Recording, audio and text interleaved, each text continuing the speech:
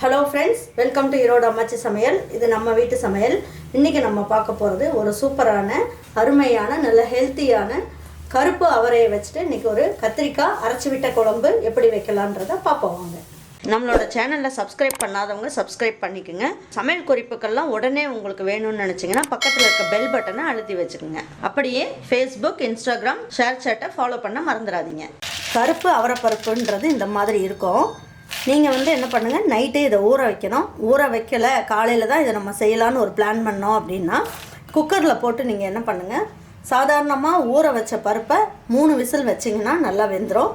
ஆனால் ஊற வைக்காத பருப்பை ஒரு 6 விசில் வச்சிங்கன்னா சீக்கிரமாக வெந்துடும். பாருங்கள், ஊற வச்சிங்கன்னா நல்லா பெருசு பெருசாக நல்லா இந்த மாதிரி வரும். ஊறாததெல்லாம் இந்த மாதிரி சின்னதாக இருக்கும். இப்போ இது எல்லாமே என்ன பண்ணலாம், நான் என்ன பண்ணியிருக்கேன், காலையில் எழுந்து தான் ஊற வச்சேன். 1-2 பாருங்கள் நல்லா இந்த மாதிரி ஊறிடுச்சு.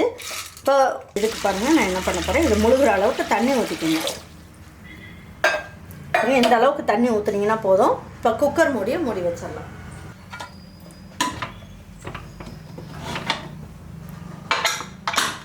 பாருங்கள், இது ஒரு 6 விசில் வச்சுட்டு எடுத்துக்கலாம். பாருங்கள், இதை ஓப்பன் பண்ணி பார்க்கலாம்.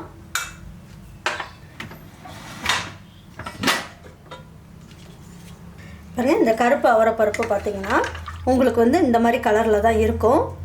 பாருங்கள், இந்த அளவுக்கு நல்லா வெந்துருச்சு. நல்ல பஞ்சு மாதிரி இதே வெந்துருச்சு. இந்த தண்ணி இந்த மாதிரி கருப்பாக தான் இருக்கும். ஆனால் இதோட சத்து ஃபுல்லாக இதில் இருக்குது. இது கொஞ்சம் வாய்வுத்தன்மை உள்ளது அப்படிங்கிறதுனால 10 சின்ன வெங்காயத்தை நல்லா இந்த மாதிரி கட் பண்ணி இதிலையே போட்டுக்கலாம். அதுக்கப்புறம் 2 தக்காளியை இந்த மாதிரி கட் பண்ணி இதையும் போட்டுக்குவோம். இந்த தண்ணியை ஊற்றிடலாம். இதில் ஒரு பீஸ் அளவுக்கு இஞ்சியை இந்த மாதிரி கல் வச்சு நசுக்கிட்டு போட்டுக்குவோம். அதுக்கப்புறம் ஒரு 10-15 பல்லு பூண்டு போட்டுக்கலாம். இதெல்லாம் நல்ல ஒரு டேஸ்ட் கொடுக்கும். இந்த கத்திரிக்காயை என்ன பண்ணியிருக்கேன், நல்லா இந்த மாதிரி கட் பண்ணியிருக்கேன். 4ஆக கட் பண்ணியிருக்கேன். ஒரு கத்திரிக்காய், சின்ன கத்திரிக்காய் இருந்தால் 4ஆக கட் பண்ணிக்கோங்க, இல்லைன்னா 6ஆக கட் பண்ணிக்கோங்க. இந்த குழம்புக்கு தேவையான அளவுக்கு உப்பையும் போட்டுடலாம். இதில் 1 ஸ்பூன் அளவுக்கு மட்டும் ரெட் சில்லி பவுடர் போட்டுக்கலாம், ரொம்ப தேவை கிடையாது.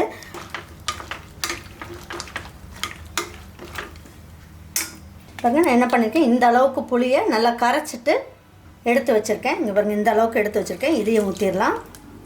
இப்போ என்ன பண்ணலாம், இதில் 1 விசில் மட்டும் வச்சு எடுத்துக்கலாம்.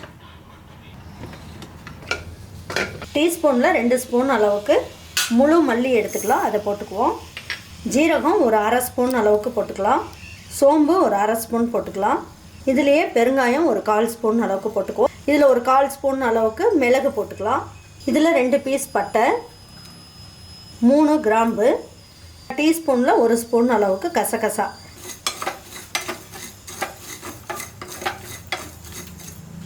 புழுங்கல் அரிசி 1 ஸ்பூன் அளவுக்கு எடுத்துக்கலாம். இது குழம்பு திக்னஸ் கொடுக்கும், அதுக்காக இதை போட்டுக்கலாம். நல்லா ஸ்லோ ஃப்ளேமில் வச்சு நல்லா வறுத்துக்கலாம். இதுலேயே ஒரு இனுக்கு கருவேப்பிலை போட்டுக்கலாம். பாருங்கள், எல்லாமே நல்லா வறுத்தாச்சு. இப்போ இதை எடுத்து மிக்ஸி ஜாருக்கு மாற்றிக்கலாம். ஒரு 1/4 ஸ்பூன் அளவுக்கு மஞ்சள் தூள் போட்டுக்கலாம். இப்போ இதை பவுடர் பண்ணிடலாம். பாருங்கள், இப்போ நல்லா பொடி பண்ணியாச்சு. வறுத்து அரைச்ச பொடியிலேயே நம்ம என்ன பண்ணலாம், ஒரு 1/4 மூடி அளவுக்கு தேங்காய் துருவல் போட்டுக்கலாம். இதுலேயே கொஞ்சமாக கொத்தமல்லி இலையும் பிச்சு போட்டுடலாம். பாருங்கள், இப்போ என்ன பண்ணுவோம், இதை நல்லா பல்ஸில் போட்டுட்டு கொஞ்சமாக தண்ணி ஊற்றி நல்லா நைஸாக அரைச்சி எடுத்து வச்சுக்கலாம். பாருங்கள், இந்த ஸ்டீம்லாம் போயிடுச்சான்னு பார்க்கலாம்.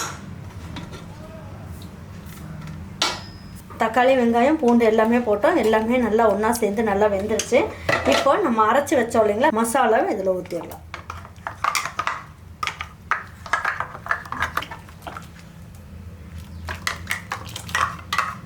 உங்களுக்கு எந்த அளவுக்கு குழம்பு வேணுமோ அந்த அளவுக்கு நீங்கள் தண்ணியை ஊற்றிக்கலாம். பாருங்கள், இது ஒரு 2 நிமிஷத்துக்கு நல்லா கொதிக்கிட்டோம். இந்த மசாலெலாம் போட்ட உடனே இதோட பச்சை வாசம்லாம் போகணும். அதனால் நல்லா கொதிக்கிட்டோம். அதுக்குள்ளே இதுக்கு ஒரு தாளிப்பு கொடுத்துடலாம். பக்கத்து ஸ்டவ்வில் மாற்றி வச்சிடலாம். 1 ஸ்பூன் அளவுக்கு நல்லெண்ணெய் ஊற்றிக்கலாம். பாருங்கள், இந்த அளவுக்கு எடுத்துக்கோங்க வடகத்தை. இது கடையிலேயே நமக்கு இப்போல்லாம் கிடைக்கிது. வடகம், தாளிப்பு வடகம்னு கேட்டிங்கன்னா எல்லா கடையிலையும் கிடைக்கும். பாருங்கள், ஸ்டவ்வை ஸ்லோவாக வச்சுக்கோங்க. வச்சுட்டு இந்த வடகத்தை போட்டுக்கலாம். இதில் கொஞ்சமாக கொத்தமல்லி இலையும் கொஞ்சமாக கருவேப்பிலை இலையும் போட்டுக்கலாம். போட்டுட்டு பாருங்கள், இந்த குழம்பு நல்லா கொதிச்சுக்கிட்டு இருக்கு. இப்போ இந்த குழம்பு ஊற்றிக்கலாம். சூப்பரான அருமையான கருப்பு அவரையை வச்சுட்டு நல்லா கத்திரிக்காயெல்லாம் போட்டு நல்லா ஜம்முன்னு ஒரு குழம்பு வச்சாச்சு. உங்களுக்கு வடகம் இல்லை, வடகம் பிடிக்காது அப்படின்னா கடுகு மட்டுமே போட்டு தாளிச்சுக்கோங்க.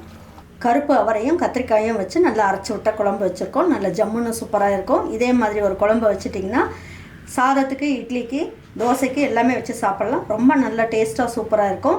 இதே மாதிரி ஒரு அரைச்சி விட்ட குழம்பை உங்கள் வீட்டில் இருக்கவங்களுக்குலாம் செஞ்சு கொடுங்க. செஞ்சு கொடுத்துட்டு அவங்களுக்குலாம் பிடிச்சிருந்ததுன்னா லைக் பண்ணுங்கள், ஷேர் பண்ணுங்கள், சப்ஸ்கிரைப் பண்ணுங்கள், மறந்துடாமல் கமெண்ட்ஸ் பண்ணுங்கள்.